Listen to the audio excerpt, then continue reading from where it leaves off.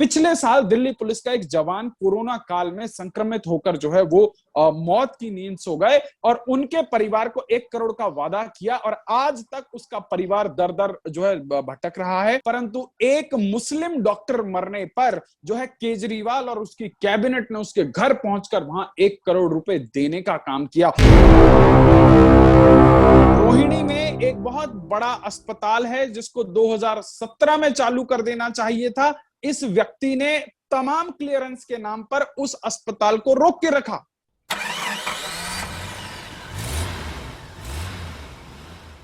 नमस्कार, अपना India channel पर आपका बहुत बहुत स्वागत है। देश की राजधानी दिल्ली में कोरोना संकट के समय जब वरिष्ठ नागरिकों, दिव्यांगों एवं विधवाओं को पेंशन की सख्त जरूरत है, तब केजरीवाल सरकार ने नगर निगमों से रिकॉर्ड लेने के बावजूद भी जरूरतमंद लोगों को पेंशन देने के बजाय दिल्ली में शराब की होम डिलीवरी शुरू की है। तो इसी मुद्दे पर आज हमारे साथ है पॉलिटिकल एनालिस्ट वेद शर्मा जी। सर नमस्कार, आपका बहुत बहुत स्वागत है।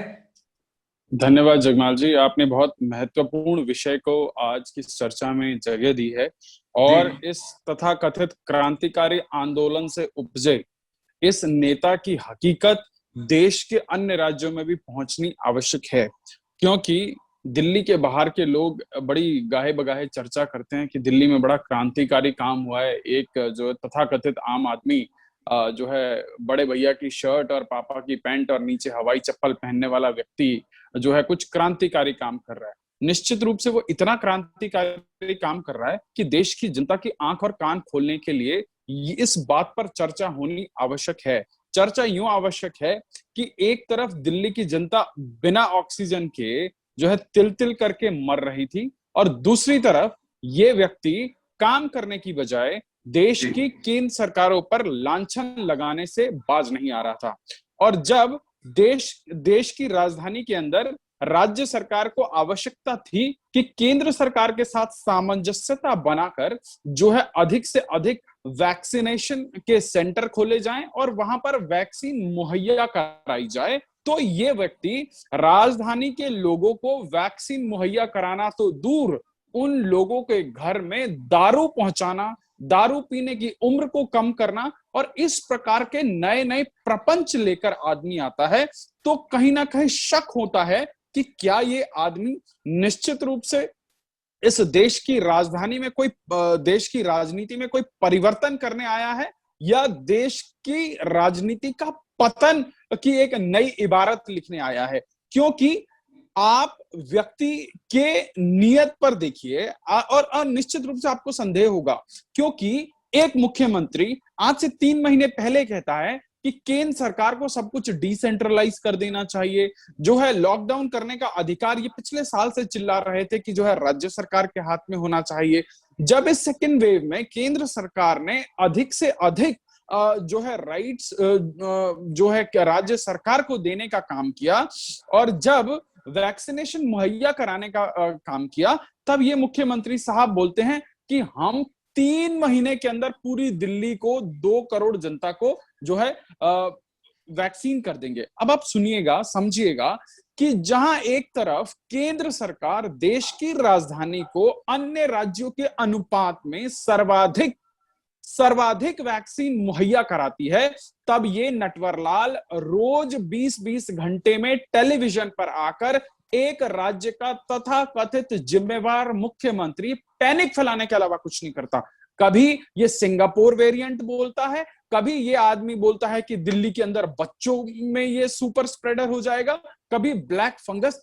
अब सवाल ये है, निश्चित रूप से ये एक महामारी की अवस्था है, तो इसमें सबसे पहले समझना ये होगा कि सो कॉल्ड आम आदमी के ईमानदार मुख्यमंत्री ने पिछले 1 साल में पिछली फर्स्ट वेव को भांपते हुए, उसके खतरे को समझते हुए किया क्या।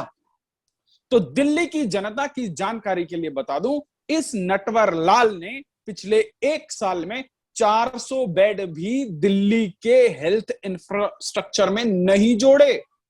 रोहिणी में एक बहुत बड़ा अस्पताल है जिसको 2017 में चालू कर देना चाहिए था। इस व्यक्ति ने तमाम क्लियरेंस के नाम पर उस अस्पताल को रोक के रखा। उस अस्पताल के अंदर ऑलरेडी बनी हुई बिल्डिंग है जिसके अंदर आप 1000 बेड की समूची व्यवस्था कर सकते हैं, जहां आपको सिर्फ बेड और बेसिक जो है सुविधाओं से लैस करके आप उसको कोविड हॉस्पिटल बना सकते हैं। परंतु इस नटवर लाल और इस नटवर लाल के विधायक, इस नटवर लाल के तमाम सांसदों ने पूरी दिल्ली के अंदर अगर एक कोविड सेंटर अपने अपने प्रयासों से लगाया हो तो मुझे कोई अपोला दिखा दे।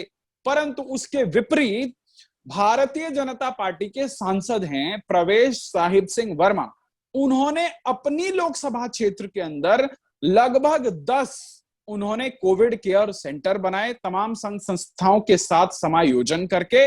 और दिल्ली के एक और भाजपा के सांसद हैं जिनका नाम है गौतम गंभीर, जब वो कोविड केयर सेंटर बनाना चाहते थे तो इस महाशय की सरकार ने उनको स्वीकृति नहीं दी और वो तमाम उपकरण उनको जो है अन्य अस्पतालों में दान करने पड़े।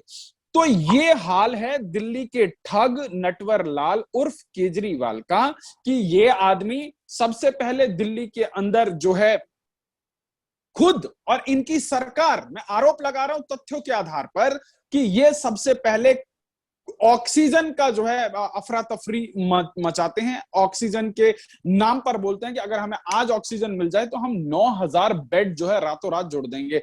आप मुझे एक लॉजिक समझाइए जगमाल जी, या देश का मुझे कोई बुद्धिजीवी जो आपकी वीडियो को देखता हो वो कमेंट सेक्शन पर आकर बताए कि ये कौन सी जादूगरी है कि आपको आपके मन माफिक ऑक्सीजन मुहैया करा देने के पश्चात आप रातों रात 9000 बेड जोड़ देंगे। क्या बेड ऑक्सीजन से चलते हैं? और क्या जितना भी दिल्ली के अंदर आज की डेट में मौजूदा बेड की स्थिति है, क्या सब में ऑक्सीजन की आवश्यकता होती है?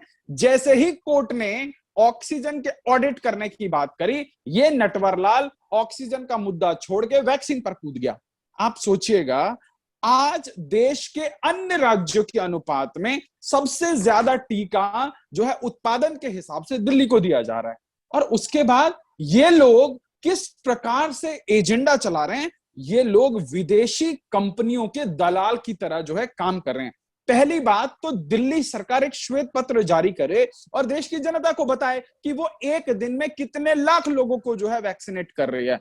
मुश्किल से चंद हजार लोग दिल्ली के अंदर वैक्सीनेट हो रहे हैं। दिल्ली के लोग उत्तर प्रदेश में जाकर, हरियाणा में जाकर जो है वैक्सीनेशन ले रहे हैं। और उसके बाद ये आदमी इस प्रकार की राजनीति, लोगों की लाशों के ऊपर राजनीति करता है, और उसके बाद उन लोगों को जो इस पूरे के पूरे कोरोना काल में जो है काल के ग्रास बन गए, उन लोगों को भी उनकी जात देख कर ये जो है उनको सरकारी सहायता देने का काम करता है। पिछले साल दिल्ली पुलिस का एक जवान कोरोना काल में संक्रमित होकर जो है वो मौत की नींद सो गए, और उनके परिवार को 1 करोड़ का वादा किया, और आज तक उसका परिवार दर दर जो है भटक रहा है।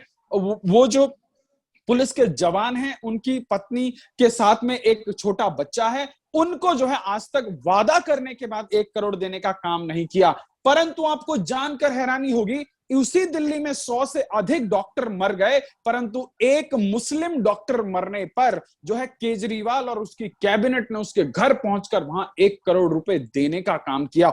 आज ये दिल्ली की सरकार, ये जो है दिल्ली के अंदर जो है तमाम जो है मदरसों के मौलवी और मुअज्जिनों को वक्फ बोर्ड और सरकारी तमाम चैनल्स के माध्यम से उनको महीने महीने में जो है 16,000, 14,000 और 12,000 की राशि जो है मुहैया करा रही है। परंतु मंदिरों के अंदर जो है जो पुजारी हैं, उनकी सुध लेना तो दूर, उन लोगों के ऊपर मन माफिक बिजली के बिल जो है उनके ऊपर फेंके जा रहे हैं और उनको वो जमा कराने पड़ रहे हैं। तो ये जो तुष्टीकरण की राजनीति का एक नया स्वांग केजरीवाल के रूप में आया है, ये निश्चित रूप से इस देश की राजनीति के लिए, इस देश के भविष्य के लिए निश्चित रूप से खतरा होता जा रहा है, क्योंकि इन लोगों की छाती में दूध सिर्फ और सिर्फ संप्रदाय विशेष के लोगों के लिए उतरता है। आप देखिएगा इसके पिछले 4 साल की राजनीति, 5 साल की राजनीति को थोड़ा सा अगर आप मॉनिटर करके देखें कि देश के किसी कोने में किसी मुसलमान को दस्त लग जाए तो ये भाई साहब उसके पूरे परिवार को जो है पेंशन से लेकर नौकरी और सरकारी सुविधा से लेकर सब कुछ जो है दिल खोलकर बांटते हैं। परंतु उसी दिल्ली के अंदर डॉक्टर नारंग की हत्या हो जाती है, उसी दिल्ली के अंदर तमाम जो है लोगों की हत्या हो जाती है। आपने देखा सीए एनआरसी के विवाद में किस प्रकार से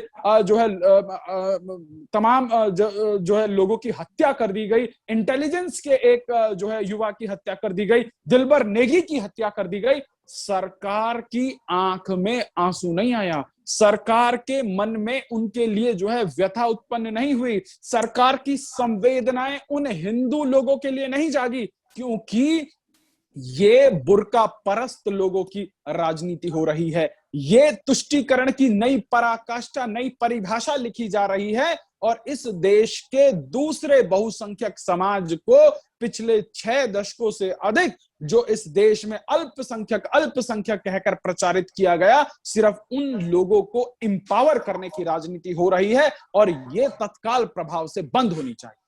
तो बहुत बहुत धन्यवाद समय देने के लिए। फिलहाल इस वीडियो में बस इतना। नमस्कार। आपकी कुछ राय हो कमेंट करके जरूर बताएं और वीडियो पसंद आए लाइक कीजिए, शेयर कीजिए ज्यादा से ज्यादा ताकि लोगों तक ये जानकारी पहुंच सके। और अगर आपने चैनल को सब्सक्राइब नहीं किया है तो सब्सक्राइब जरूर कीजिए। जय हिंद, जय भारत।